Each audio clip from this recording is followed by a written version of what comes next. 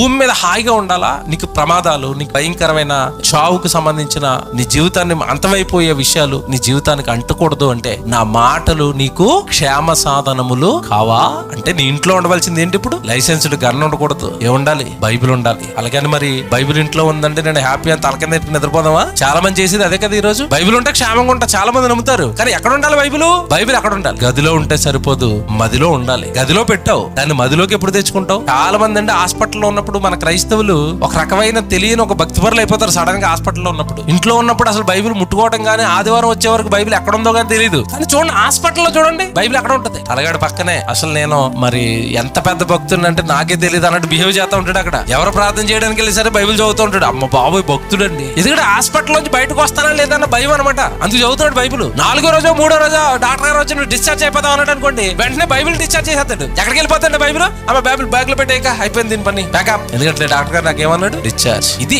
ఈ రోజు. అందుకేనండి పేరుకు క్రైస్తవులే గుడికి వస్తారు, బాప్తిస్మాలు తీసుకుంటారు, జీవితాలు బాగోవు, బ్రతుకులు బాగోవు, కుటుంబాలు బాగోవు. కారణం ఏంటంటే దేవుడి మాట ఎక్కడో నువ్వు నమ్మటం లేదేదో, అందుకే నీ కుటుంబం కూలిపోతుంది.